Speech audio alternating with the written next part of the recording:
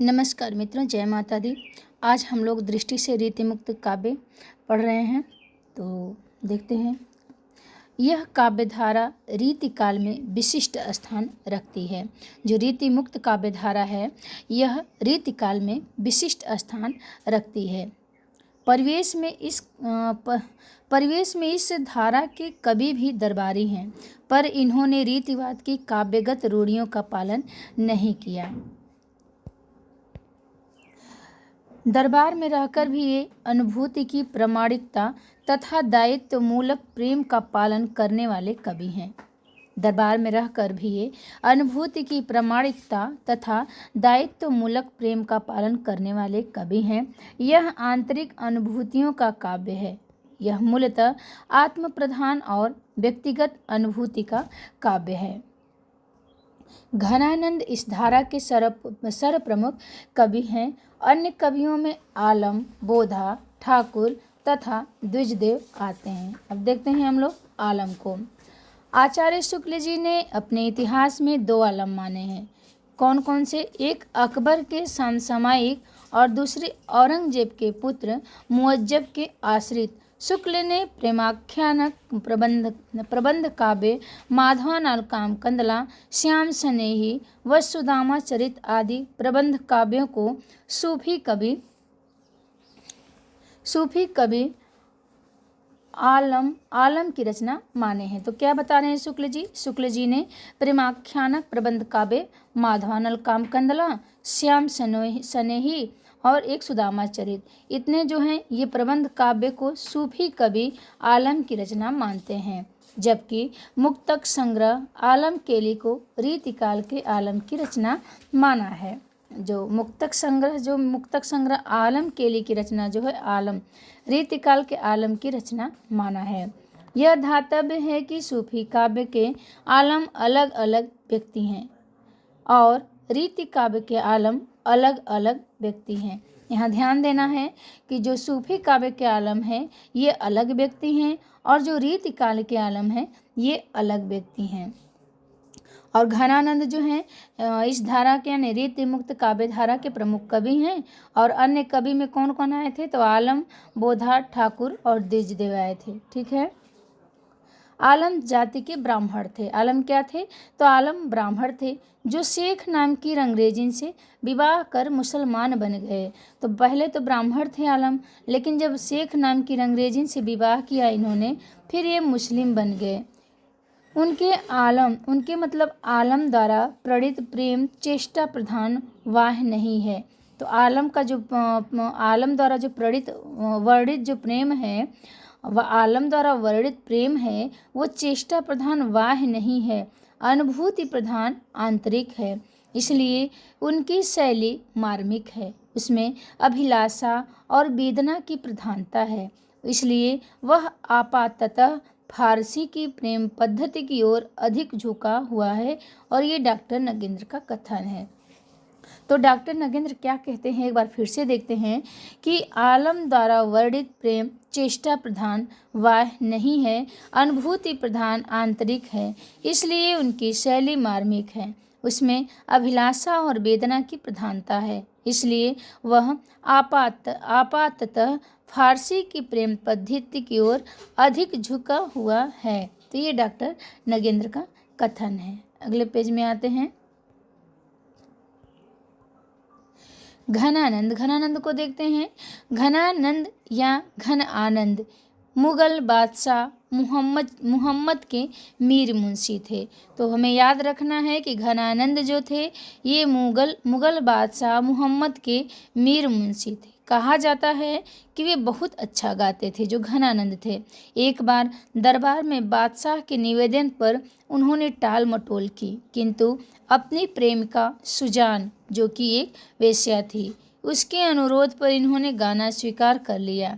ये अपनी तन्मयता से गाते हुए सुजान की ओर मुंह और बादशाह की ओर पीठ कर गए। बादशाह ने इन्हें पुरस्कार तो दिया, किंतु साथ ही दरबार से भी निकाल दिया। सुजान इनके साथ नहीं गई। प्रेम की पीड़ा से भरकर ये वृंदावन चले गए और निम्बार्क संप्रदाय में दीक्षित हो गए। तो हमें यहाँ याद रखना है कि घनानंद किस संप्रदाय में दीक्षित थे। तो घनानंद जो थे ये निम्बार्क संप्रदाय में दीक्षित थे। अब ये कृष्ण भक्ति की कविताएं लिखने लगे।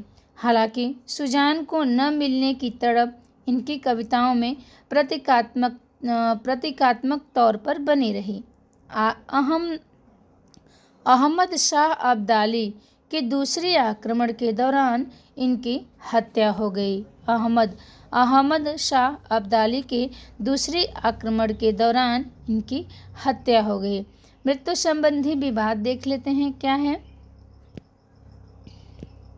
शुक्ल जी के अनुसार इनकी हत्या 1739 ईस्वी में नादिर शाह के आक्रमण के दौरान हुई है और रामस्वरूप चतुर्वेदी और विश्वनाथ प्रसाद मिश्र ने इनकी मृत्यु अहमद शाह अब्दाली के पहले आक्रमण के समय 1757 ईस्वी मानते हैं। तो शुक्ल जी के अनुसार पूछे तो नादिर शाह ने इनकी हत्या की, लेकिन यहीं अगर रामस्वरूप चतुर्वेदी और विश्वनाथ मिश्र के अनुसार पूछे तो अहमद शाह अब्दाली ने इनकी हत्या की है। बच्चन सिंह ने इनकी मृत्यु अहमद शाह अब्दाली दूसरे आक्रमण के दौरान 1761 ईस्वी में माना है। यानी सिर्फ शुक्ल जी ही नादिर शाह के द्वारा हत्या घनानंद का मानते हैं। बाकी रामस्वरूप चतुर्वेदी, विश्वनाथ प्रसाद मिश्र और बच्चन ये लोग अहमद शाह के द्वारा हत्या किया मानते हैं। किसका? घनानंद का। घनानंद को प्रेम की पीर का कवि कहा जाता है। घनानंद को प्रेम के पीर का कवि कहा जाता है। घनानंद संगीत का अच्छा ज्ञान रखते थे, जिसके प्रभाव स्वरूप इनके पद विभिन्न राग रागनियों मतलब गंधार, भैरव, रामकली, केदार, सोरठा आदि से संयोजित रहते थे। घनानंद ने कई सवैयों की रचना समस्या पूर्ति के ढंग पर की है। कई सवैयों के अंत में ब्रज छैल की गैल सदा ही रहो की पूर्ति देखी जा सकती है। ब्रजनाथ ने घनानंद की रचनाओं का सर्वप्रथम संकलन किया था। तो यहाँ महत्वपूर्ण हो जाता है कि घनानंद की रचनाओं का संकलन किसने किया था? तो ये बैजनाथ ने घनानंद की रचनाओं का सर्वप्रथम संकलन किया था।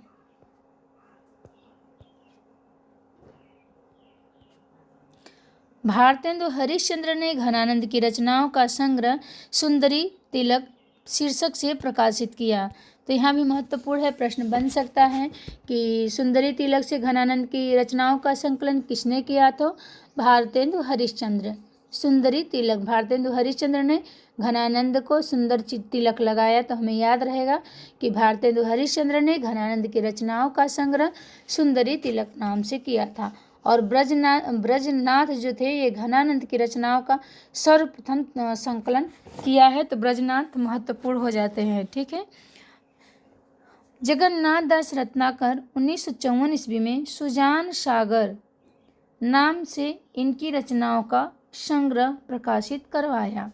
तो सुजान इनकी वो प्रेमिका का नाम रहता है। तो जगत में ऐसे प्रसिद्ध हो जाती हैं। तो बस ऐसे ही हमें याद रहेगा कि जगन्नाथ दास रत्नाकर क्या किए थे? 1954 ईस्वी में सुजान सागर नाम से इनकी रचनाओं का संग्रह प्रकाशित करवाया था। ठीक है।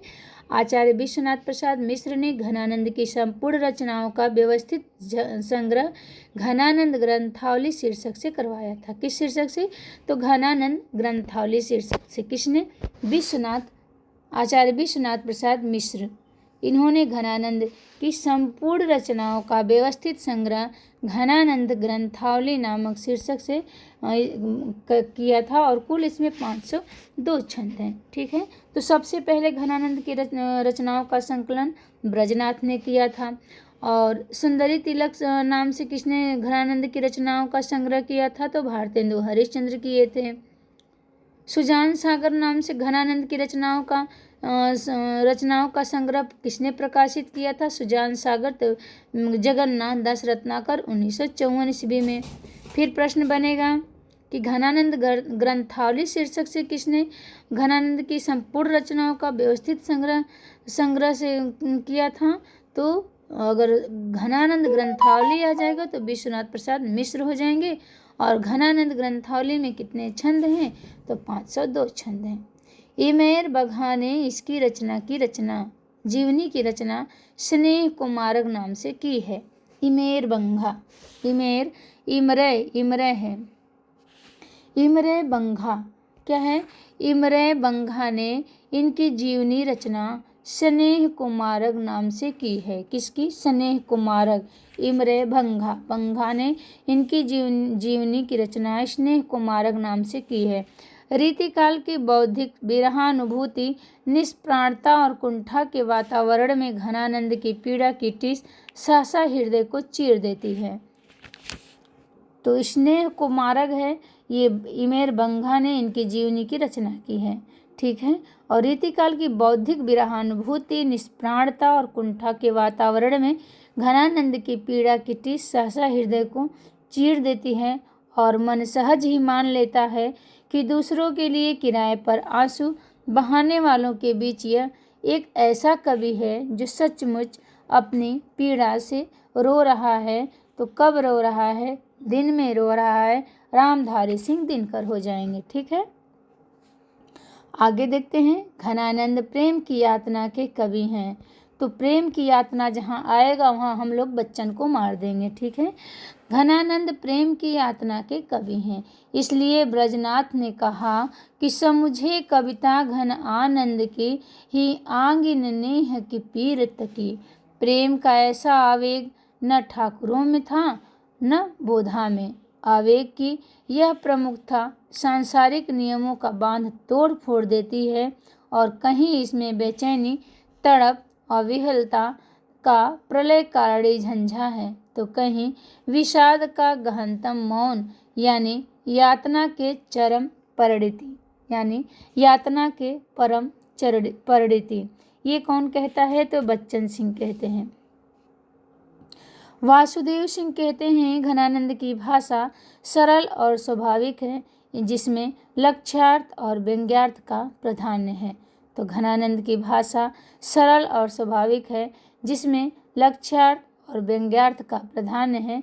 तो डॉक्टर वासुदेव कहते हैं कि घनानंद की भाषा बहुत सरल है और स्वाभाविक है।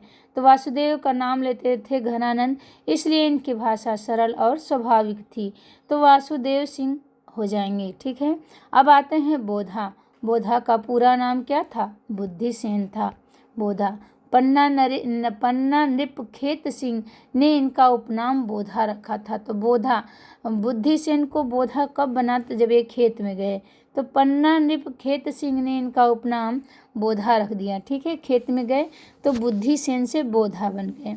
बोधा भी घनानंद की भांति प्रेम के पीर के कवि हैं। बोधा भी घनानंद के भांति क्या है? प्रेम के पीर के कवि हैं। बोधा के अधिकांश कवित सवैया प्रेम का सुभान को संबोधित करके लिखा गया है। तो इनका सुभान है। ठीक है। बोधा में सुभान है। देखिए बोधा बोधा इनका है। इनके प्रेमिका का नाम क्या है? सुभान है। ठीक। और घनानंद का सुजान था, बोधा का सुभान था। सुभान।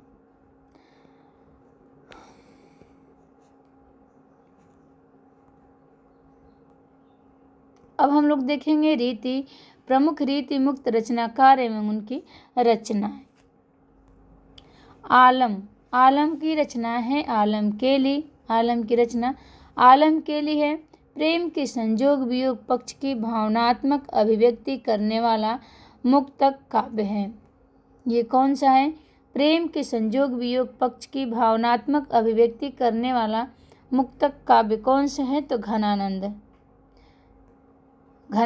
नहीं, हम घनानंद पे पहुंच गए। आलम का जो आलम केली लिखा है ना, आलम की रचना आलम केली है। इसमें प्रेम के संजोग वियोग पक्ष की भावनात्मक अभिव्यक्ति करने वाला मुक्तक काव्य है ये। अब आ जाइए घनानंद का जन्म 1689 ईस्वी में होता है और 1739 में मृत्यु हो जाती है। तो 1689 में घनानंद अलंकार विरोधाभास इनका था। अलंकार विरोधाभास प्रतीक विरोधाभास इनका था, और प्रतीक क्या था? बादल और चेतक। तो इनका घनानंद का अगर प्रतीक पूछे तो बादल और चेतक है, अलंकार विरोधाभास है। अच्छा, आप लोग कमेंट में बताइएगा कि महादेव वर्मा का प्रतीक क्या है। ठीक है, तो इनका देखते हैं। ये जो घनानंद है, इन्होंने वियोग बेली लिखा, इष्कलता, प्रीति पावस, प्रेम पत्रिका, कृष्ण कौमुदी, कृपा कंद, प्रिय प्रसाद, ब्रज व्यवहार, गिरी गाथा, भावना प्रकाश, नाम माधुरी, विरह लीला, कोकसार, यमुना यश, रस केलिवल्ली, वृंदावन मुद्रा, रस वसंत, सुजान सागर, सुजान हित आदि इनकी रचनाएं हैं। तो सुजान की प्रेमिका का नाम था, तो सुजान सागर लिख दिया था, सुजान सागर। और सुजान सागर नहीं, सुजान, देखिए सुजान सागर भी इनकी रचना है घनानंद की। और सुजान सागर से हमने अभी पढ़ा है ना, क्या पढ़ा था? सुजान सागर से इनकी रचनाओं का संकलन किसने किया था? तो जगन्नाथ दास रत्नाकर ने ना 1954 ईस्वी में सुजान सागर नाम से इनकी रचनाओं का संग्रह प्रकाशित करवाया था। और ये सुजान सागर इनकी रचना में भी है, जगन्नाथ दास ने भी करवाया था सुजान सागर नाम से। तो एक बार फिर से देखते हैं घनानंद की कौन कौन सी रचनाएं हैं। घनानंद को वियोग होता है तो वियोग वेली लिख देते हैं, इश्क में वियोग होता है तो इश्क लता लिख देते हैं। घनानंद की लताएं घनी होती हैं ना, इश्क की लताएं घनी होती हैं। प्रीति पावस, प्रीति को नहीं पाया इन्होंने तो प्रीति पावस लिख दिया घनानंद ने। और प्रेम पत्रिका लिख दिया, जब ये चले गए वृंदावन तो प्रेम पत्रिका लिख दिया। और ये भजन कृष्ण का करने लगे जाके वृंदावन में, तो कृष्ण कौमुदी लिख दिया। उसके बाद कृष्ण कौमुदी लिखा तो कृष्ण की कृपा हुई तो कृपा कंद लिख दिया घनानंद ने। फिर प्रिया प्रसाद, प्रिया का प्रसाद नहीं मिला, प्रिया प्रसाद लिख दिया। ब्रज व्यवहार, ब्रज के लोग कैसे व्यवहार, ब्रज में गए घनानंद तो कैसे व्यवहार किए लोग, तो ब्रज व्यवहार लिखा। गिरी गाथा, और जाके तपस्या कहाँ किए, तो गिरी पे किए घनानंद, तो गिरी गाथा लिखे। भावना प्रकाश, किसी की भावना में इनके प्रकाश आया तो भावना प्रकाश। नाम माधुरी, मेरा नाम ले लिए घनानंद जो है, नाम माधुरी, मेरा नाम भी ले लिए इन्होंने, नाम माधुरी। विरह लीला, इनको विरह में बहुत लीला कर दिए, कौन? घनानंद। कोकसार, यमुना यश, यमुना यश कोकसार। फिर हैं ये लिखते हैं रस केलीवल्ली, रस केलीवल्ली, रस केलीवल्ली। वृंदावन में गए थे तो वृंदावन मुद्रा लिखे। रस बसंत लिखे, जब वृंदावन में बसंत आया तो रस बसंत। सुजान इनकी प्रेमिका थी तो सुजान सागर लिख दिए। और सुजान सागर नाम से जगन्नाथ दास रत्नाकर ने इनकी रचनाओं को क्या किया था? प्रकाशित करवाया था 1954 ईस्वी में। ठीक है, तो ये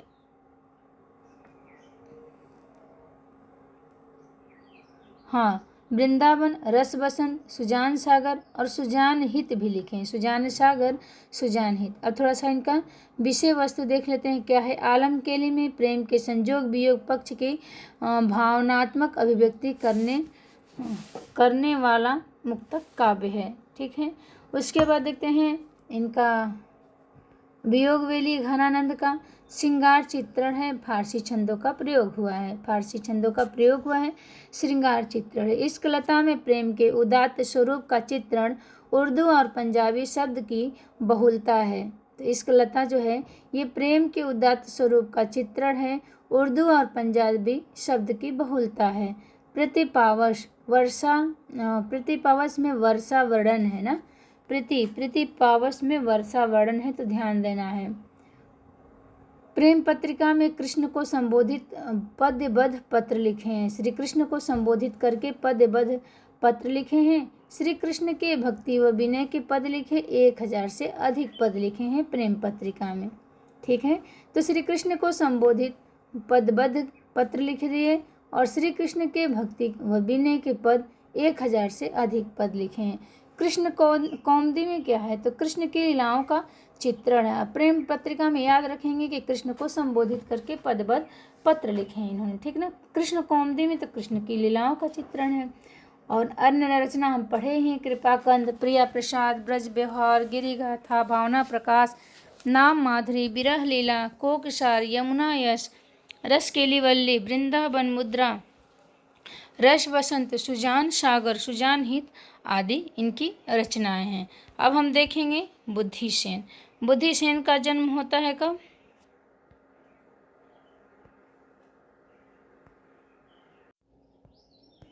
बुद्धिसेन इनका है, बोधा का नाम बुद्धिसेन है, ठीक है। बुद्धिसेन 1747 में इनका जन्म होता है।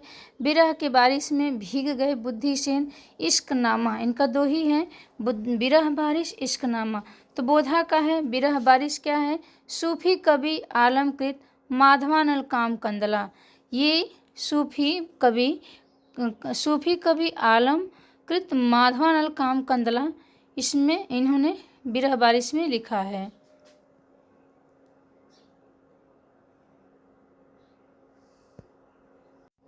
तो जो इन्होंने बुद्धिसेन ने बोधा ने जो लिखा है विरह बारिश, ये किस पे आधारित है? तो सूफी कवि आलमकृत माधवानल काम कंदला पर आधारित प्रेमाख्यानक प्रबंध काव्य है, ठीक है। ये प्रेमाख्यानक प्रबंध काव्य है और ये किसका है? तो सूफी कवि आलमकृत माधवानल काम कंदला पर आधारित है। इश्कनामा इश्कनामा इनका है तो प्रेम पर आधारित मुक्तक काव्य है, ठीक है। प्रेम पर आधारित मुक्तक काव्य है। शुक्ल जी इनको कहते हैं कि बोधा क्या है? भावुक व रसज्ञ थे। बोधा भावुक व रसज्ञ कवि थे, ठीक है। ये शुक्ल जी कहते हैं इनको। और ये ठाकुर का जन्म 1766 में होता है। 1833 में मृत्यु हो जाती है। तो ठाकुर ने अपने नाम से ही एक बार ठसक लगाया, एक बार शतक लगा दिया, तो ठाकुर ठसक ठाकुर शतक। तो ठाकुर ठसक में है प्रेमानुभूति का स्वच्छंद चित्रण किया है। स्वच्छंद होकर इन्होंने दो ठ जहाँ है ठाकुर में दो ठ लिखा है ना, ठाकुर ठसक, तो प्रेमानुभूति का स्वच्छंद चित्रण किया है। और ठाकुर शतक जब आएगा तो प्रेम का स्वच्छंद चित्रण है।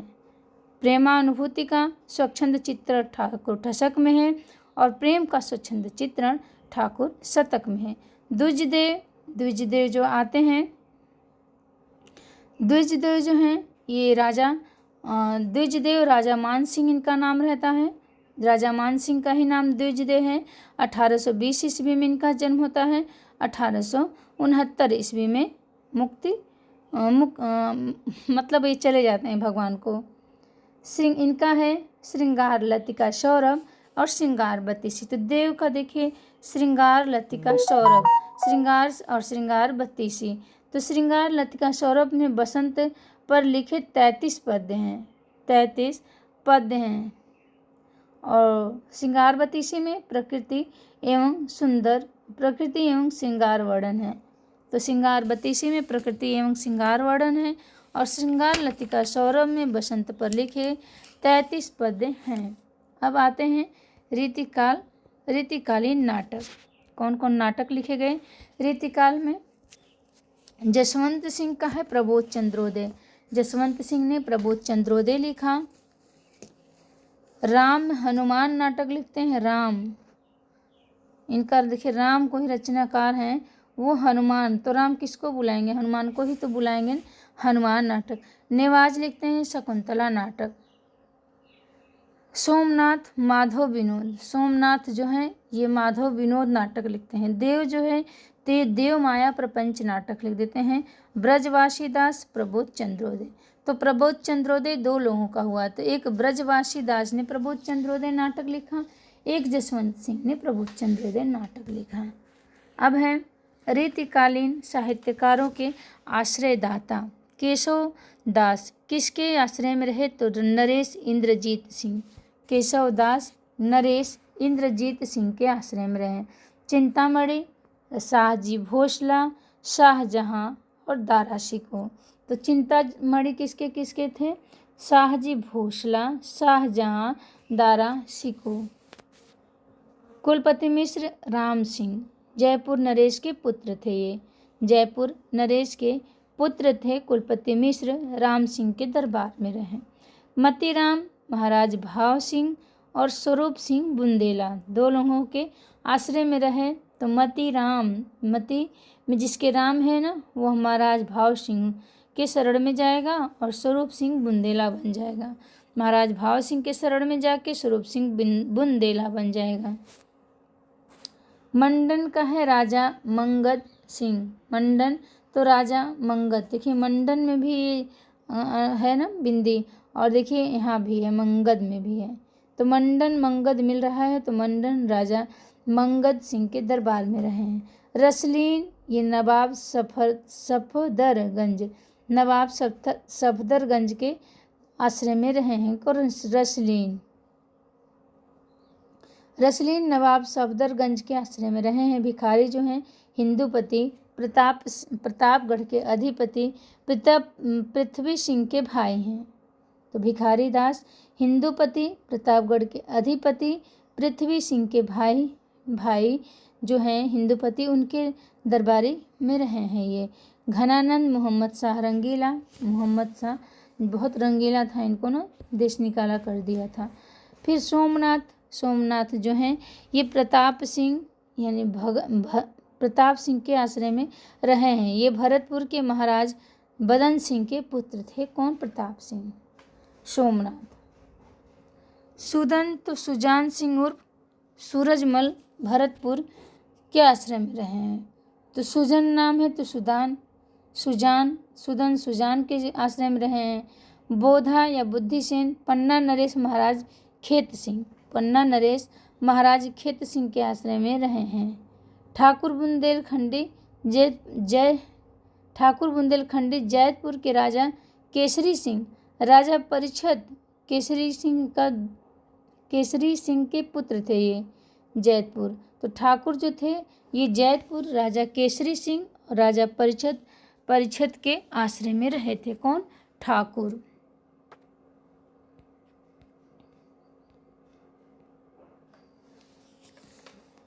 अब देखते हैं बृंद कवि कहाँ रहे थे। तो बृंद कवि जसवंत सिंह, महाराजा जसवंत सिंह जो जोधपुर के थे, और औरंगजेब राज सिंह जो किशनगढ़ के थे। तो दो लोगों में बृंद कवि रहे। तो बृंद गए किसके शरण में? महाराज जसवंत सिंह जोधपुर के हैं, और औरंगजेब इनके दरबार में रहे थे। फिर लाल कवि, इनका नाम गोरे लाल है, महाराज छत्रसाल बुंदेला के आश्रय में रहे थे। ठीक, तो छत्रसाल लाल कवि थे ना, बहुत लाल इनका गाल था या बहुत गोरे थे, तो ये महाराज इनको छत्रसाल, मतलब ऐसे कर लीजिएगा छाता लगा के चलते थे, तो महाराज छत्रसाल के आश्रय में रहे थे।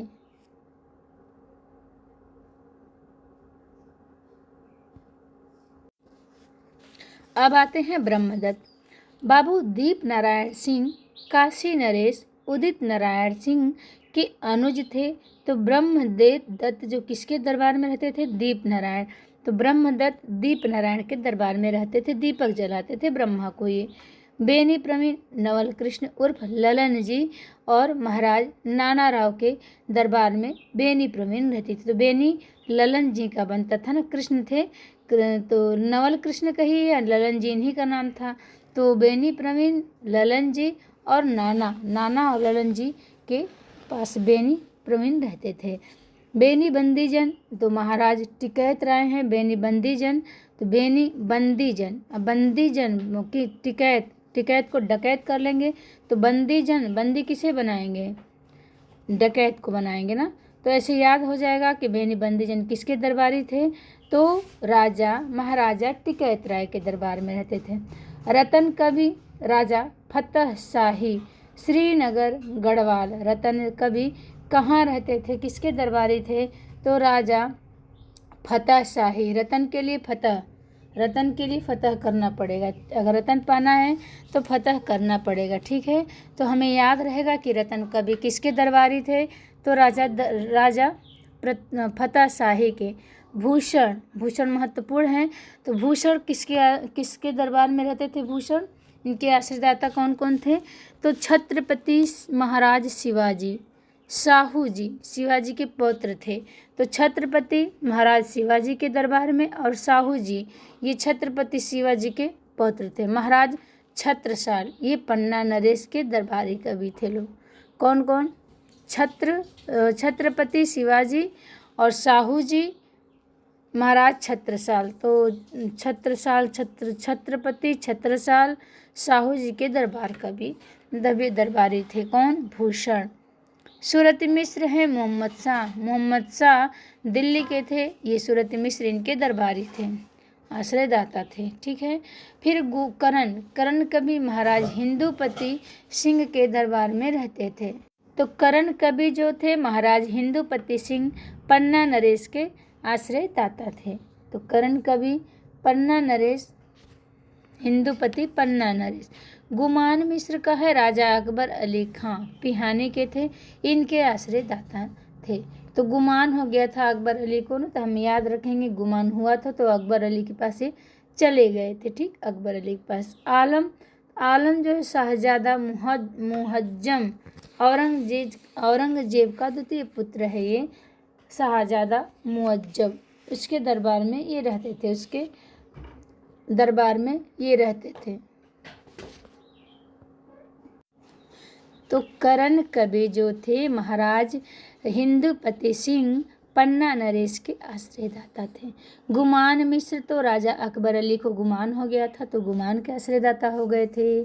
आलम है तो शहजादा मुअज्जब जो औरंगजेब का द्वितीय पुत्र था, उसके आश्रयदाता में रहे थे। कौन? आलम।